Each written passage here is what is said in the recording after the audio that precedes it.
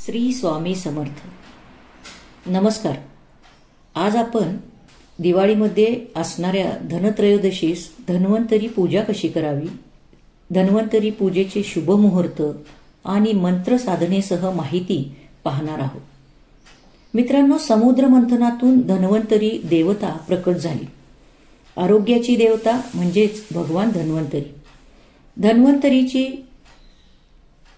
जयंती याच दिवशी असते, कारण धन्वंतरी देवतेचा जन्म धनत्रयोदशी दिवशी समुद्र मंथनातून झालेला आहे. धन्वंतरीच्या हातामध्ये अमृत कुंभ असतो. मित्रांनो, सर्व धनामध्ये श्रेष्ठ धन म्हणजे आपले आरोग्य. कारण आपण जीवनामध्ये काबाड कष्ट करून पैसा मिळवतो, परंतु जर आपले आरोग्यच बिघडलेले असेल तर मिळवलेल्या पैशाचा आपल्याला उपयोग शून्य आहे. म्हणजेच आरोग्य हेच श्रेष्ठ धन आहे आणि या आरोग्य धनाला सर्वोत्कृष्ट ठेवण्याचे काम धन्वंतरी देवता करतात. म्हणूनच आपल्याला धनाबरोबरच चांगले आरोग्य लाभावे म्हणून धन्वंतरी देवतेची पूजा धनत्रयोदशीच्या दिवशी केली जाते. धन्वंतरी पूजेचा मुहूर्त. कार्तिक महिन्याच्या कृष्ण पक्षातील त्रयोदशीला धन्वंतरी पूजन केले जाते. यावर्षी 10 नोव्हेंबर 2023 रोजी शुक्रवारी धनत्रयोदशी पूजेचा शुभ मुहूर्त आहे. सायंकाळी 5:45 ते 7:43 पर्यंत. या शुभ मुहूर्तावर आपल्याला लक्ष्मी किंवा लक्ष्मी श्री यंत्र, गणेश, कुबेर यंत्र किंवा कुबेर व धन्वंतरी यांची पूजा केल्यास इच्छित फलप्राप्ती होते, धनसमृद्धी, आरोग्य लाभते. या पूजेत 13 पटीने लाभ होतो. या पूजेत जे काही आपण करतो त्याचे लाभ आपल्याला 13 पटीने होतात. तर चला आपण आज माहिती घेऊया धन्वंतरी पूजा कशी करावी. सर्वप्रथम आपण ही पूजा सायंकाळी करण्याची पद्धत आहे. काही जण दुपारी सुद्धा करतात. पूर्व किंवा उत्तर दिशेस एक चौरंग ठेवून त्यावर लाल वस्त्र अंथरावे. लाल वस्त्र हे स्वच्छ धुतलेले किंवा नवीन असावे. चौरंगाभोवती सुबक रांगोळी काढावी.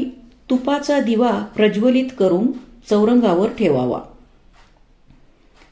त्याला गंध, अक्षता, फुले वाहून पूजा करून नमस्कार करावा.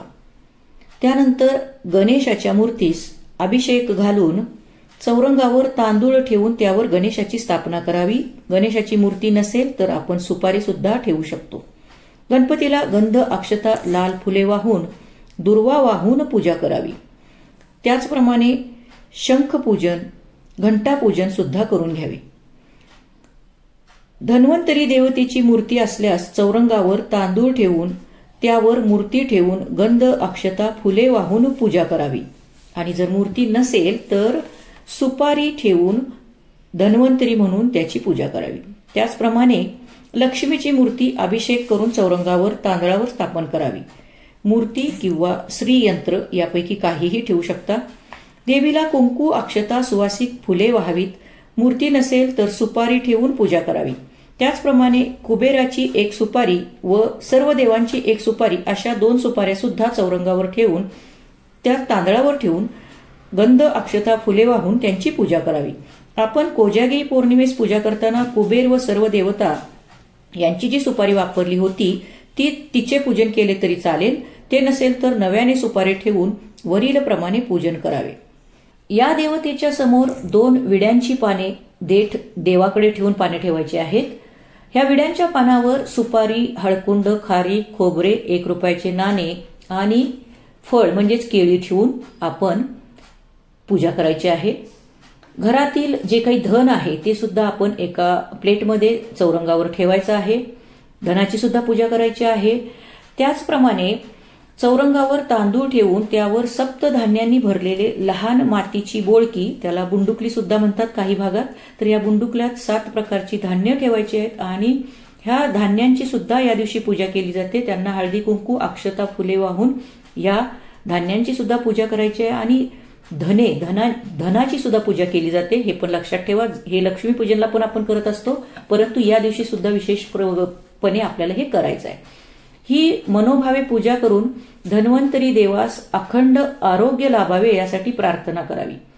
घरातील गोडाधोडाचा नैवेद्य दाखवावा किंवा मिठाई आणून त्याचा नैवेद्य दाखवावा. त्याचप्रमाणे एका ताम्हणात आरोग्यपत्री म्हणजेच आपल्याला आरोग्यासाठी जे काही घरगुती पदार्थ आपण वापरतो वर्षभर त्यांची सुद्धा पूजा करण्याची पद्धत धनत्रयोदशी दिवशी आहे. तेच म्हणजे तुळसपत्र, कडुलिंब, वेलची, तमालपत्र, दालचिनी, लवंग, मिरी, आले, गूळ या पदार्थांची एका ताम्हणात ठेवून पूजा केली जाते आणि ही पूजन धन्वंतरी दिवशी केली जाते. धन्वंतरी पूजना दिवशी लक्ष्मी आणि कुबेर यांचीही पूजा करण्याची प्रथा आहे. कारण समुद्र मंथनातून धन्वंतरी, लक्ष्मी आणि कुबेर प्रकट झाले आहे म्हणून ती भावंडे मानली जातात आणि यांचे सर्वांचे पूजन त्रयोदशी दिवशी केले जाते. हे पूजन झाल्यानंतर यमदीपदान करण्याची सुद्धा पद्धत आहे. यमदीपदानाचा मी एक वेगळा व्हिडिओ बनवलेला आहे, आपण तो पाहू शकता. परंतु थोडक्यात माहिती मी आपल्याला इथं देते. या दिवशी कणकेचा एक दिवा बनवून त्याच्यामध्ये तिळाचे किंवा मोहरीचे तेल घालून हा दिवा प्रज्वलित करून आपण यमाची जी दिशा आहे म्हणजेच दक्षिण दिशेस तोंड करून हा दिवा संध्याकाळी ठेवला जातो आणि हा दिवा कुटुंबाला दीर्घायुष्य लाभावे, कोणत्याही दुर्घटना घडू नयेत किंवा अपमृत्यू टळावे यासाठी यमदेवतेला ठेवला जातो. तर मित्रांनो, आपण धनत्रयोदशी या दिवशी ह्या पूजा करायच्या आहेत. त्याचप्रमाणे हे पूजा करताना विशेष जे काही मंत्र म्हणायचे आहेत त्याच्याबद्दल पण मी थोडक्यात माहिती देत आहे. हे मंत्र म्हणजे ओम नमो भगवते वासुदेवाय हे आपल्याला म्हणत ही पूजा करायची आहे. सोपे सोपे आणि आपल्याला येणारे मंत्र मी तुम्हाला सांगत आहे. ओम कुबेराय नमा हा मंत्र म्हणून सुद्धा आपण पूजा करू शकतो. ओम धन्वंतरी देवाय नमा, तसेच ओम लक्ष्मी देवे नमा यापैकी कुठलाही मंत्र म्हणून आपण पूजा करू शकतो. आपला भक्तिभाव महत्वाचा आहे. भक्तिभावाने ही पूजा अवश्य करा. या दिवशी केलेल्या प्रत्येक गोष्टीचा 13 पटीने आपल्याला लाभ मिळणार आहेत हे विसरू नका. तर अवश्य हे धन्वंतरी पूजन याच प्रकारे करा. आपल्या सगळ्यांना दीर्घायुष्य लाभो आणि दिवाळीच्या खूप खूप शुभेच्छा. धन्यवाद.